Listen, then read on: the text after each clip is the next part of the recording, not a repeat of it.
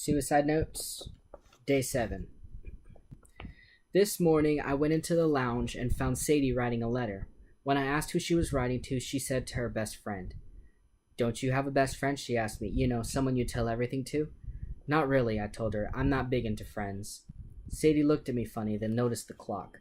"I've got to see Katsrapus," she said, folding up her letter. "See you later?" "Sure," I told her. "I'm just going to do some homework."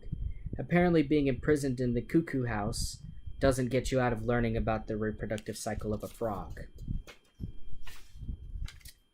That was another lie. Not the part about homework, the part about not having a best friend. I do, actually. Her name is Allie. I just didn't feel like talking about her with Sadie. That's right, her. Allie is a girl.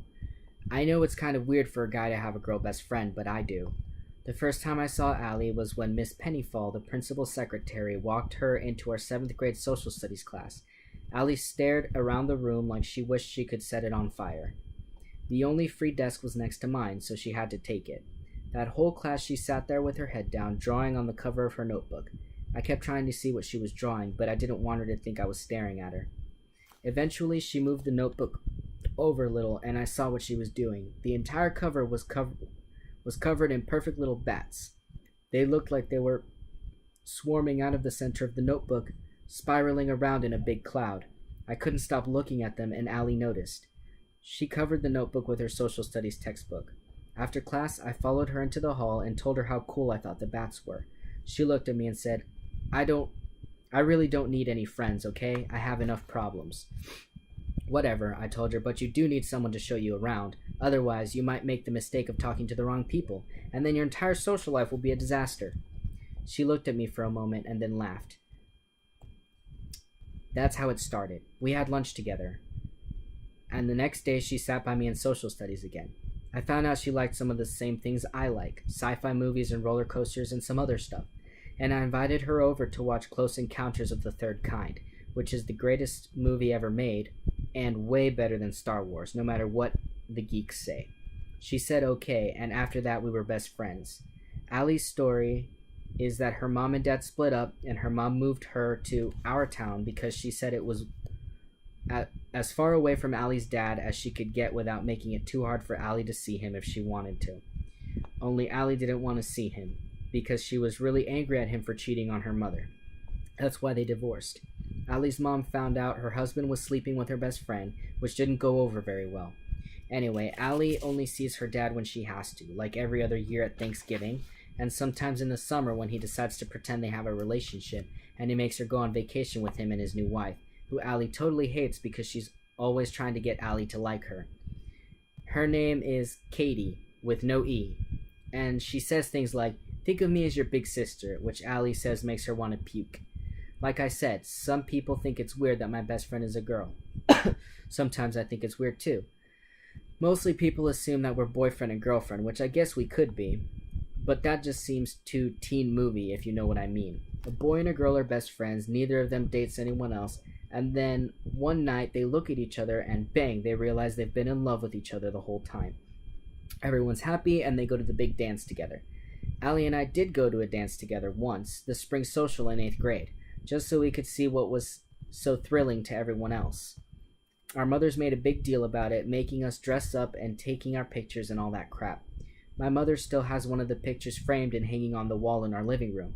Every time Allie comes over, she looks at it and says, "My hair looks like it exploded. Can't you take that down?" But I think secretly she really likes that it's there. The best thing about Allie is that I can talk to her about pretty much anything.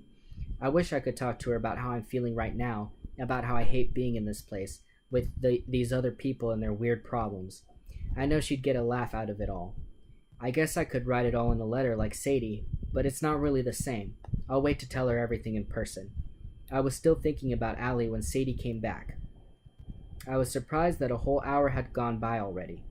"How'd it go?" I asked her. She said, "You know we're not supposed to talk about our sessions with anyone. Seriously, it might set me back. Do you want to be responsible for that?" "I'll risk it," I told her. She slapped my arm. "Thanks for taking my mental health so seriously," she said. "Actually, we talked about my dad." "What about him?" Sadie sighed. "Oh, about how I don't think he really loves me and how maybe I was trying to get his attention." "Were you?" Sadie looked at her nails, which were chewed down to almost nothing. Seeing as how he was halfway around the world at the time giving a lecture on medieval architecture, I think I might have planned it a little better if I was, she said.